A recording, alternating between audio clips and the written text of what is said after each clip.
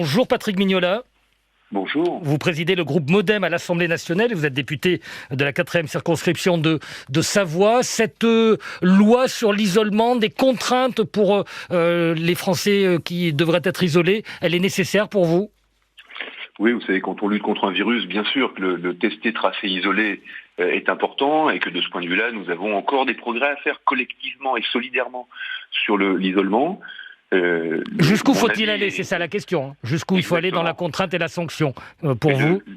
L'idée que nous portons avec les députés démocrates et je crois globalement dans la majorité, et on peut même travailler avec l'opposition, je l'espère, sur des sujets comme cela, c'est qu'il faut travailler sur la responsabilité avant de travailler sur la contrainte.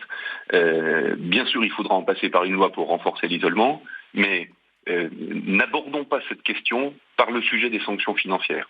Car de qui parle-t-on ? Nous parlons de personnes qui peuvent être atteintes du virus, mais qui sont obligés d'aller travailler pour gagner un peu d'argent et manger à la fin de la semaine ou à la fin du mois. Ce sont des indépendants, des entrepreneurs individuels, ça peut être des chômeurs en fin de droit, ça peut être des personnes allocataires des minima sociaux. Et donc, pour des personnes qui sont déjà en précarité financière, il est évidemment contre-productif et même totalement inadapté de parler de sanctions financières. En revanche, les accompagner en créant l'équivalent d'indemnités journalières pour tous ces travailleurs qui sont des travailleurs non salariés, je pense aux entrepreneurs individuels ou les personnes qui sont allocataires des minima sociaux. Quoi qu'il en coûte. Vous savez, la ministre du Travail tout à l'heure a fait une très bonne proposition, par exemple, pour les travailleurs saisonniers. Nous sommes très concernés dans le monde de la montagne. Vous avez constaté les décisions que nous sommes contraints de prendre en n'ouvrant pas les stations à Noël, en assurant un minimum de 900 € par mois pour les travailleurs saisonniers. Il faut effectivement qu'on crée ce minimum vital pour que ceux qui sont atteints du virus choisissent de se mettre à l'isolement pour protéger les autres et leur entourage, mais sans évidemment se mettre dans une situation de dénuement. Et c'est sur ce travail d'accompagnement que le Parlement doit légiférer, beaucoup plus que sur la sanction. Je pense qu'il faut qu'on cesse de limiter les libertés. Voilà.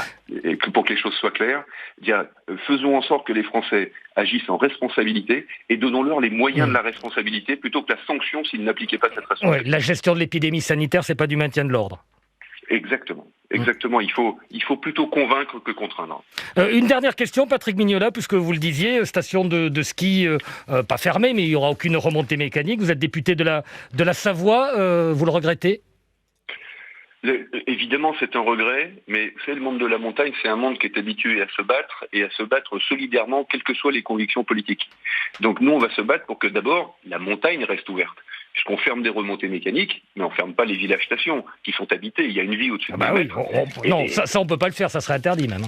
Exactement. Et évidemment, qu'au même titre que vous pourrez, pendant les vacances de Noël, aller dans votre famille à la campagne ou à la mer, vous pourrez venir à la montagne respirer l'air pur et continuer de pratiquer des activités nordiques, de randonnée, de fil-neige pour les enfants et retrouver le bonheur d'être en montagne quand même. Donc ça veut dire, en un mot, pas de remontée, pas de restaurant évidemment, ni de bar, mais hôtel ou résidence ouverte.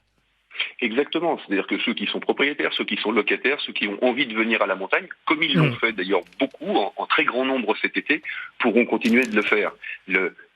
On ferme les remontées mécaniques, on arrête le ski alpin, mais vous savez, les touristes viennent dans les Alpes ou dans les Pyrénées en étant seulement 1 sur 2 à skier. Donc on fera peut-être plus de ski alpin pour éviter de multiplier les interactions sociales et de propager le virus, mais en revanche, la montagne restera ouverte pour tous les bienfaits environnementaux et pour notre santé qu'on y trouve habituellement. Merci. Et après, on va travailler sur le reste.